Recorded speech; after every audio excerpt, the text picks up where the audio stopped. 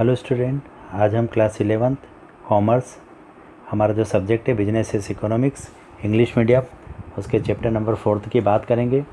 हमारा जो chapter number 4 है उसका नाम है chapter number 4 organization of data, जिसे समंकों का संकलन भी हिंदी में कहा जाता है। सबसे पहले हम इसकी मीनिंग की ओर देखेंगे। Meaning of organization of data. Organization of data refers to the arrangement of figures in such a form that comparison of the mass of similarity data may be facilitated and further analysis may be possible। इसमें कहा गया है कि समंकों के संकलन से तात्पर्य, ये ऑर्गेनाइजेशन ऑफ डाटा को हम हिंदी में क्या बोलते हैं? समंकों के संकलन, या फिर इसको हम ऐसा भी बोल सकते हैं कि ऑर्गेनाइजेशन ऑफ डाटा जो है वो ऐसे आंकड़ों से है जिसमें समान डेटा के द्रव्यमान की तुलना की सुविधा इसमें होती है। समान डेटा के द्रव्यमान की तुलना इसमें होती है और ताकि आगे इसका विश्लेषण करना भी संभव हो सके। हम इसका आगे भी विश्लेषण कर सकते हैं, है ना। तो ये इसका हो गया है ऑर्गेनाइजेशन ऑफ डाटा। अब हम इसके एक उदाहरण को देखेंगे, क्लासिफिकेशन ऑफ डाटा। इसका एक जो उदाहरण है वो क्लासिफिकेशन, ऑर्गेनाइजेशन ऑफ डाटा का जो उदाहरण है वो क्लासिफिकेशन ऑफ डाटा है। अब इसमें पॉइंट नंबर 4.2 आ रहा है, meaning of classification of data.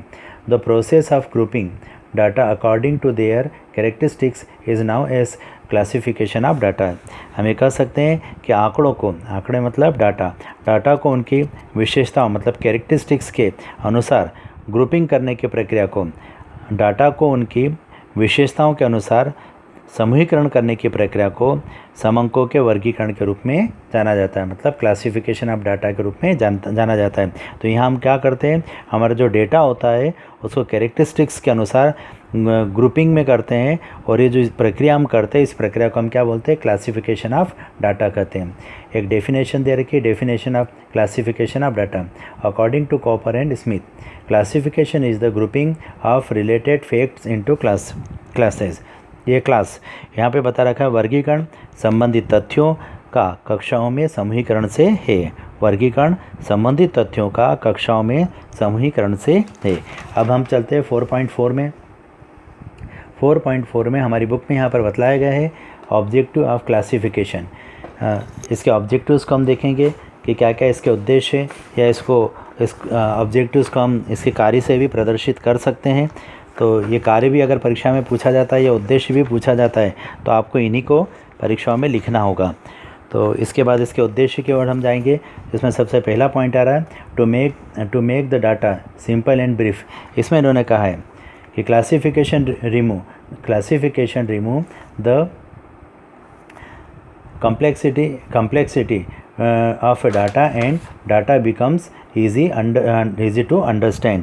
इसमें कहा गया है कि समंकों को सरल और संक्षिप्त बनाने के लिए हम वर्गीकरण या क्लासिफिकेशन क्यों करते हैं, उसको करने का उद्देश्य क्या है। तो यहाँ पर उन्होंने बताया है कि वर्गीकरण जो है वो समंकों की जटिलता को दूर करने और उसको समंक को जो हमारा डाटा है उसको आज समझाना, जटिलता को दूर किया जाता है ताकि उसको समझाना आसान हो सके। जो क्लासिफिकेशन है वो डाटे की जो जटिलता होती है उसको दूर करता है ताकि वो जो हमारा डाटा है उसको हम आसानी से समझा सकते हैं, है ना। एक ये पॉइंट हो गया। पॉइंट नंबर हम सेकेंड की बात करते हैं। हमारी बुक्स में यहाँ पे दे रखा है point number second, to bring out a relationship, परस्पर संबंध लाने के लिए।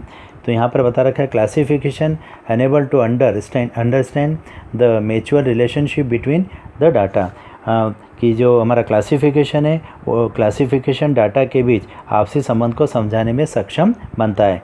या हम ऐसा भी बोल सकते हैं हिंदी में इसको कि वर्गीकरण समंकों के बीच आपसी संबंध को समझाने में सक्षम हमें बनाता है। तो जो क्लासिफिकेशन है वो क्लासिफिकेशन और डाटा दोनों के जो रिलेशनशिप है वो हमको आसानी से समझ में इसके कारण से आ जाते हैं। पॉइंट नंबर 3 की ओर जाएंगे। यहाँ पर दे रखा है इन्होंने point number 3, to create a scientific basis. Classification of data creates a scientific basis of increases the reliability of the data। वैज्ञानिक आधार बनाने के लिए जो हमारा डेटा होता है, डेटा का वर्गीकरण एक वैज्ञानिक आधार बनता है। जो हम डेटा निकालते हैं और उसका जो क्लासिफिकेशन करते हैं वो एक वैज्ञानिक बेस बनता है, एक वैज्ञानिक आधार बनता है, जिससे समंकों की या हमारे डाटा की जो विश्वसनीयता होती है वो और ज़्यादा बढ़ जाती है। अब पॉइंट नंबर 4 की बात करते हैं, टू फैसिलिट कंपेरिजन, मतलब तुलना करने में सुविधा। Classification segregate the data on the basis of similarity and dissimilarity, they make the data comparative। इन्होंने यहाँ पर बता रखा है कि तुलना करने में सुविधा कि जो हमारा क्लासिफिकेशन है वह सिमिलरिटी और डिसिमिलरिटी दोनों को बेस बना करके हमारे जो समंक है वो डाटा को अलग करता है, और ये डाटा को तुलना के योग्य या कंपैरिजन करने के योग्य भी बनाता है। तो ये पॉइंट हमारा इस प्रकार से कंप्लीट होता है। यहाँ पर एक और क्वेश्चन आ रहा है, इसमें 4.5 में हम देख सकते हैं characteristics of element of an ideal classification. यहाँ पर बता रखा है एक आदर्श वर्गीकरण के तत्वों की विशेषता। ये एक आदर्श समंकों के तत्व कौन कौन से हैं, तो हम इसके कुछ पॉइंट दे रखे हैं, उन पॉइंटों के बारे में हम पढ़ेंगे। तो यहाँ पर बता रखा है different group, the collection of data are divided into different groups according to their common characteristics। तो हम यहाँ पे पॉइंट नंबर 1 पे बोल सकते हैं विभिन्न समूह समंकों के संकलन को उनकी सामान्य विशेषता के अनुसार अलग अलग समूहों में विभाजित किया जा सकता है।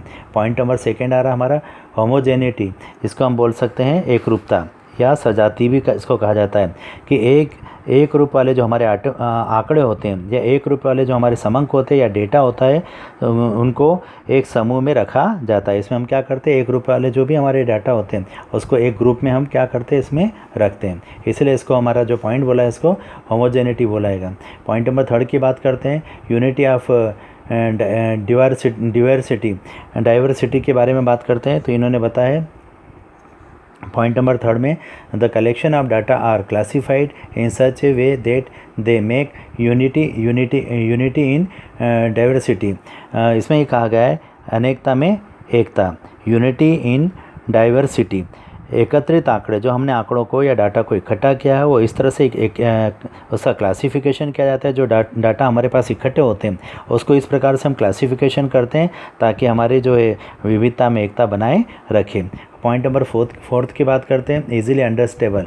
The classification must be such that it can be easily understandable for the users, आसानी से समझ में आना। यहाँ पर ये बताया कि क्लासिफिकेशन हमारा ऐसा होना चाहिए जो भी उपयोगकर्ता के लिए आसानी से समझ में आ सके, जो उसका उपयोग करने वाले लोग हैं उन्हें वो आसानी से समझ में आ सकें। अब हम चलते हैं पॉइंट नंबर 4.6 में, टाइप्स और method of classification.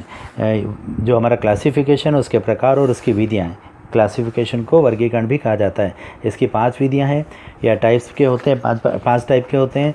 Geographical classification, chronological classification, qualitative classification और क्वांटिटेटिव क्लासिफिकेशन और अल्फ़ाबेटिकल क्लासिफिकेशन। तो जो हमारा फर्स्ट नंबर का पॉइंट है जियोग्राफिक क्लासिफिकेशन, इसमें कहा गया है, हमें डायरेक्ट बताता हूँ आपको, इसमें कहा गया है कि जब भौगोलिक स्थान या क्षेत्र, जैसे कि एक राज्य हो, शहर हो, एक क्षेत्र हो या एक जोन हो या एक एरिया हो, उसके अनुसार अगर हमने डेटा को वर्गीकृत किया या क्लासिफाइड किया तो उसे हम कौन सा क्लासिफाइड कहेंगे, जियोग्राफिकल क्लासिफिकेशन कहेंगे। यहाँ पर हम क्या करेंगे, जो हमारा डेटा होगा उसको क्लासिफिकेशन करेंगे या तो स्टेट के हिसाब से या सिटीज़ के हिसाब से या जोन के हिसाब से, इसको अलग अलग भागों में बांट देते हैं। यहाँ पे एक एग्जांपल भी दे रखा है, state wise statement of production food grains. आप यहाँ पे देख सकते हो अलग अलग राज्यों के नाम यहाँ पर दे रखे हैं। आंध्र प्रदेश है, बिहार है, कर्नाटका है, पंजाब और उत्तर प्रदेश है। इन अलग अलग राज्यों में टोटल फूड ग्रेन्स 1000 टन्स के बारे में बता रखा है कि आंध्र प्रदेश में कितना हो रहा है, 1093.90। इसी प्रकार से बिहार में 12,899.89। इस प्रकार से हम दे सकते हैं कि अलग अलग जगहों का, अलग अलग क्षेत्रों का यहाँ पर हमारे सामने आंकड़े दिए गए हैं। ये किसकी श्रेणी में आएंगे, ये आएगा ज्योग्राफिकल क्लासिफिकेशन के अंतर्गत आता है। एक आ रहा है इसमें क्रोनोलॉजिकल क्लासिफिकेशन। अभी जो क्रोनोलॉजिकल क्लासिफिकेशन है इसको हम समयानुसार वर्गीकरण भी कहते हैं। It is made on the base of time, ये जो है समय को आधार बना करके इसको बनाया जाता है। For example date wise population, इसके अंतर्गत अंतर्गत हम वर्षवार जनसंख्या वृद्धि, वर्ष की दर और रेट ऑफ ग्रोथ, इनकम, इन सारी चीज़ों को इसके अंतर्गत हम दर्शाते हैं। जैसे यहाँ नीचे एक एग्जांपल दे रखा है, पॉपुलेशन ऑफ इंडिया 1941 टू 1984, मतलब भारत की जनसंख्या 1941 से लेके 1981 तक की दे रखी है। ये इसी का एक उदाहरण है। यहाँ पर हम ईयर देख सकते हैं 1941, 51, 61, 71 और 81। अब इसके यहाँ पर अलग अलग पॉपुलेशन के इन करोड़ में यहाँ पर क्या कर रखा है, इनका डाटा दे रखा है। तो ये किसके आधार पर है, समय के आधार पर। अब क्वालिटेटिव क्लासिफिकेशन, क्वालिटेटिव जो हमारा क्लासिफिकेशन है, it is made on the basis of some attribute और quality such a sex, literacy, religion etcetera. It is also called classification according to attributes. यहाँ पर ये बता रखा है, इसको हम गुणात्मक वर्गीकरण भी इसे कहा जाता है। इसमें कुछ विशेषता या गुणवत्ता के आधार पर क्या लेंगे, इसमें या तो हम कुछ विशेषता लेंगे या फिर कुछ गुणवत्ता के आधार पर, विशेषता लेंगे या गुणवत्ता के आधार पर इसको बनाया जाता है। और इसके अंतर्गत या तो हम सेक्स, साक्षरता, धर्म और आदि चीज़ों को लेकर के भी काम करते हैं और इसकी विशेषताओं के अनुसार भी इसका वर्गीकरण किया जाता है। जैसे एक नीचे मैंने उदाहरण दे रखा है, आप उससे भी इसको समझ सकते हैं। For example, male and female, educated and uneducated. आप देख सकते हो लेवल ऑफ एम्प्लॉयमेंट का दे रखा है कि एम्प्लॉयमेंट जो है उसमें एजुकेटेड कितने हैं, अनएजुकेटेड कितने हैं एम्प्लॉयड में, और अनएम्प्लॉयड में भी बता रखा है एजुकेटेड कितने और अनएजुकेटेड कितने। तो इस प्रकार से यहाँ पर गुणों के आधार पर या फिर विशेषताओं के आधार पर वर्गीकरण किया जाता है। एक और पॉइंट की ओर चलते हैं। हमारा जो पॉइंट नंबर 4 है हम उसको देखेंगे। हमारे पॉइंट नंबर 4 में बता रखा है इन्होंने क्वांटिटेटिव क्लासिफिकेशन।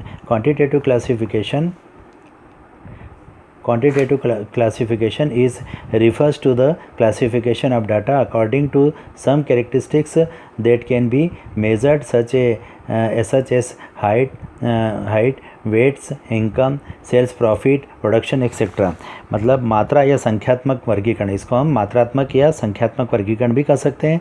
हम इस प्रकार से बोल सकते हैं कि मात्रात्मक वर्गीकरण डेटा के क्लासिफिकेशन को कुछ कैरेक्टरिस्टिक्स के अनुसार उसको हम क्लासिफिकेशन करते हैं, जिसमें ऊंचाई है, वजन है, आय है, बिक्री है, उत्पादन आदि के रूप में भी इसको मापा जा सकता है। और इसके उदाहरण हमने बताया कि उदाहरण के लिए कॉलेज के छात्रों के वजन के अनुसार उनका हमने क्लासिफिकेशन किया है। एक कॉलेज के जो छात्र हैं उनके वजन के अनुसार मैंने उनका वर्गीकरण किया है। तो जैसे 40 से 50 के बीच में जो स्टूडेंट है उनकी संख्या कितनी, 60, 50 से 60 में कितनी, 50। तो यहाँ पर मात्रात्मक या संख्यात्मक के आधार पर हम वर्गीकरण या क्लासिफिकेशन करते हैं। आप यहाँ पे देख पा रहे हैं।